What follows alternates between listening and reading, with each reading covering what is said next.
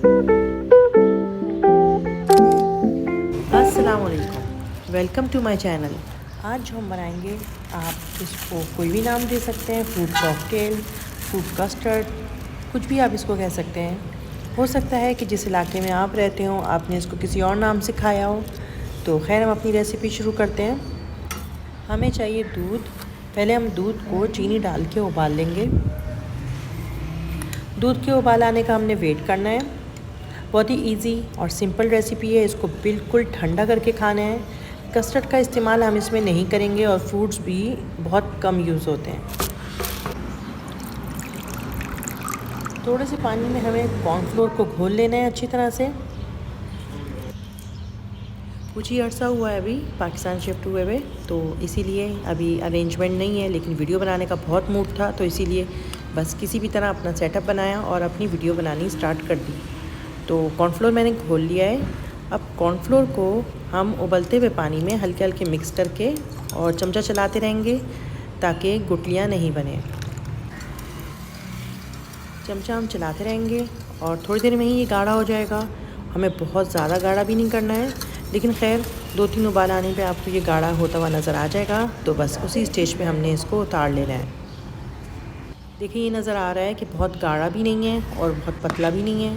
खैर अब इसको हम ठंडा कर लेंगे। आप फ्रिज में रख के ठंडा कर लें।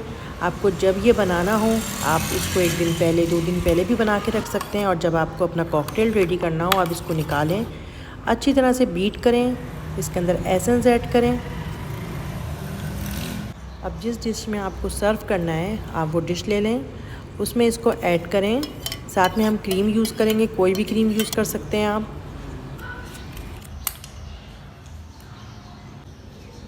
अब इसको अच्छी तरह से आप मिक्स कर लें। अगर तो आप इसको उसी दिन बना रहे हैं जिस दिन आपको खाना है तो आपको इतना बीट करने की ज़रूरत नहीं पड़ेगी, लेकिन अगर आपने इसको बना के फ्रिज में रख दिया है तो आपको बीट करने की ज़्यादा ज़रूरत पड़ेगी। आप बीटर यूज़ कर लें, आप हैंड से मिक्स कर लें या आप ग्राइंडर से मिक्स कर लें, आप जिस तरह चाहें मिक्स कर लें। इसको हाथ से भी ये काम हो जाता है वैसे।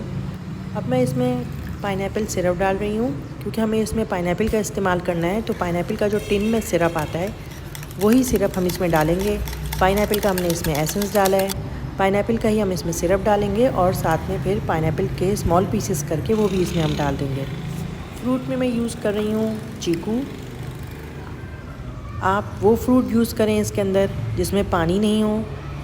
चीकू के अलावा सेब है और केला है, और अगर आपके पास मैंगो है, और इसके अलावा वो तमाम फ्रूट जिसमें पानी नहीं होता, और जैसे केला है और पाइनएप्पल का इस्तेमाल तो ज़रूर करना है, वो इसके मेन इंग्रेडिएंट में है। इसके अलावा आप फ्रूट कोई भी अपनी मर्ज़ी से चुन सकते हैं।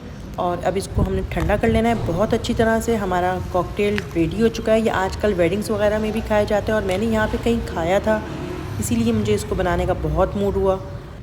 सॉरी, ये हमारे साथ अभी हमारे घर की न्यू मेंबर बनी थी और सेटअप नहीं था, तो जो मैंने सेटअप लगाया तो ये इजीली उस तक पहुंच सकती हैं, बल्कि इजीली तो बच्चे भी पहुंच सकते हैं मेरे।